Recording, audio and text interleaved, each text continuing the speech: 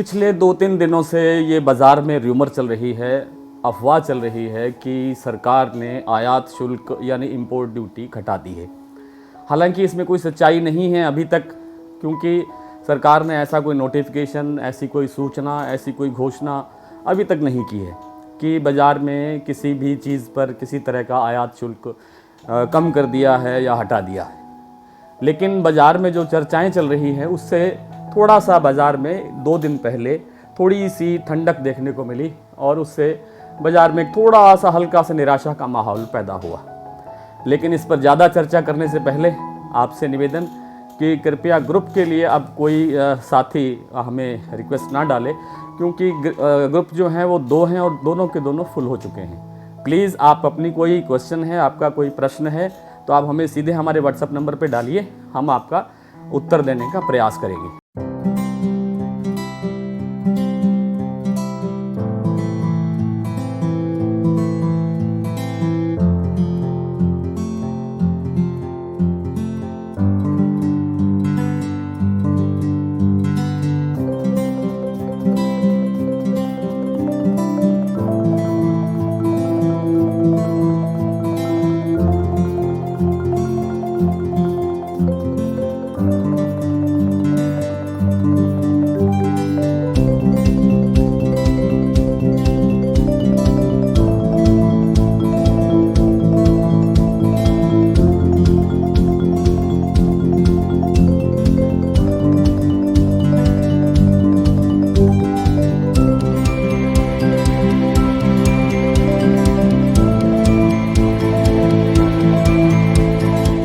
ये जो आप मशीन देख रहे हैं, ये मशीन है सरसों में तेल की क्वालिटी और मात्रा देखने के लिए। ये बहुत अच्छी चीज़ है और इसको प्रयोग में करना चाहिए। तेल मिलर इसका ज़्यादा लाभ उठा सकते हैं। बहुत अच्छी कंपनी है और बहुत अच्छी मशीन बनाई है इन्होंने। आइए बात करते हैं सरसों के, चना के और दूसरी फसलों के बारे में। अफवाह ये चल रही थी कि इंपोर्ट ड्यूटी घट गई है या घट जाएगी। ऐसा अभी तक सरकार ने कुछ नहीं किया है, ना इंपोर्ट ड्यूटी घटाई है, ना इंपोर्ट ड्यूटी घटाने के बारे में कोई चर्चा हुई है। मीटिंग्स सरकार की ज़रूर हुई है 2-3 बार। हर बार सलाह मांगी गई है लोगों से, विशेषज्ञ लोगों से कि क्या इसमें कैसे इसके भाव कम किए जा सकते हैं, यानी महंगाई जो बढ़ रही है इसको कंट्रोल कैसे किया जाए। तरह तरह के सुझाव आ रहे हैं। कुछ लोग कह रहे हैं कि जो इंपोर्ट ड्यूटी घटाई जानी चाहिए, लेकिन कुछ इसका विरोध भी कर रहे हैं। इंपोर्ट ड्यूटी घटाने से क्या नुकसान होगा? वो कहते हैं कि जी इंपोर्ट ड्यूटी घटाने से अंतर्राष्ट्रीय बाज़ार में कीमतें बढ़ जाएंगी और उसका भारत में जो चीज़ें आएंगी उसका कोई लाभ नहीं होगा, वो इतनी महंगी पड़ेंगी कि उनका कोई फ़ायदा नहीं होगा। और जो कह रहे हैं कि इंपोर्ट ड्यूटी ना घटे तो दिक्कत आ रही है, वो इसलिए आ रही है कि जी तेल बहुत महंगे हो रहे हैं, खाने के तेल विशेष रूप से सोया तेल, सरसों तेल और दूसरे तेल। अब चर्चा करते हैं कि अगर इंपोर्ट ड्यूटी घट जाती है, मान लीजिए कि घट जाती है, अगर घट जाती है तो भी उतना ही असर पड़ेगा जितना पिछले 2 दिन अफवाहें जो फैलने से, जो अफवाहों से जो असर बाज़ार पे आया, यानी 2-3% का जो हलचल हुई, अप डाउन हुआ, उसका जो इम्पैक्ट जो है वो उसी कारण से आया है, अफवाह से ही आया है। और अगर वो घट जाएगी तो भी इतना ही असर आता है, इससे ज़्यादा असर नहीं आता। और वैसे भी 1 से 3% का उछाल गिराव, उतार चढ़ाव बाज़ार में हमेशा ही रहता है। अगर ये नहीं होगा तो बाज़ार चलेगा कैसे? तीसरी बात, दलहन एसोसिएशन ने अभी कहा है, सरकार से आग्रह किया है, लिखित रूप में दिया है कि हमारे भारत के अंदर इस समय दालों की बड़ी किल्लत है और हमारी जो घरेलू मांग है उसको पूर्ति करने के लिए हमारे पास दालें कम पड़ रही हैं, इसलिए दालों का आयात करना चाहिए, ये दलहन एसोसिएशन ने कहा है।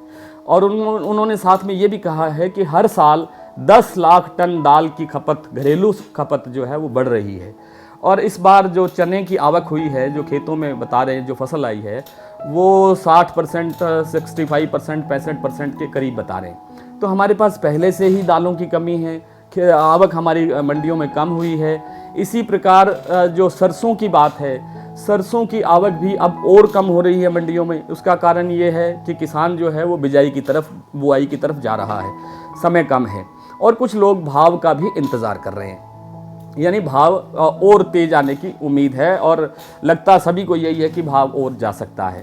इसी तरह सोयाबीन के बारे में अभी हमने कुछ अखबारों में पढ़ा, ये कटिंग आपको दिखा भी रहा हूँ कि सोयाबीन की बिजाई करने के लिए पर्याप्त मात्रा के अंदर बीज उपलब्ध नहीं है।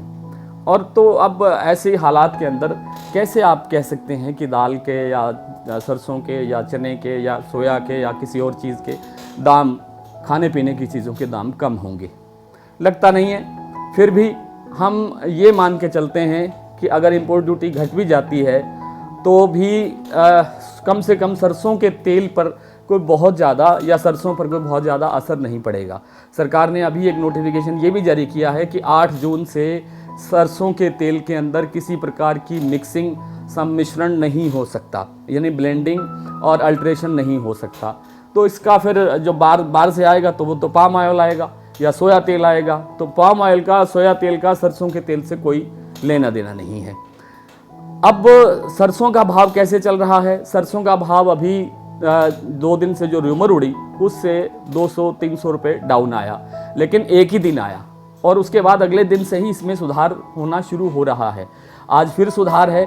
आज कुछ मंडियों में ये 65 रुपये बिका है। आज ये हरियाणा की मंडियों की मैं बात कर रहा हूँ। राजस्थान की कुछ मंडियों में ये 6800-6900 रुपये तक बिका है। 6700 रुपये बहुत सी मंडियों में बिक रहा है। तो ऐसा नहीं कह सकते कि इसमें सुधार नहीं हो रहा। यही बात चने की है। चना अब जैसे जैसे लॉकडाउन खुल रहा है, धीरे धीरे बाजार खुलना शुरू हुआ है, गतिविधियां शुरू हो रही हैं। जैसे लॉकडाउन खुलेगा और डिमांड निकलेगी और भाव इसके ठीक होंगे। मैं मोटे तौर पर ये बात मैं कह सकता हूँ कि आने वाले दीपावली के त्यौहार से पहले दीपावली के त्यौहार पर सरसों के तेल की खपत बहुत ज़्यादा बढ़ जाती है। उससे पहले अचारी सीजन आ रहा है। अचार के लिए भी लोगों को सरसों के तेल की आवश्यकता होती है और सरसों का तेल शुद्ध ही देना पड़ेगा, ये सरकार के आदेश हैं। तो ऐसे में सरसों के भाव बहुत अच्छे रह सकते हैं, चने के भाव बहुत ज़्यादा अच्छे रह सकते हैं और सोयाबीन के भाव भी कमज़ोर नहीं होंगे। सरसों के भाव की मैं एक बात स्पष्ट रूप से कहना चाहता हूं कि सरसों के भाव कभी भी अब 6000 से कम नहीं होंगे और ज़्यादातर ऊंचाई जो इसकी जा सकती है वो 7500 भी जा सकती है, लेकिन इसका हमें इंतज़ार करना पड़ेगा त्योहारी सीज़न का।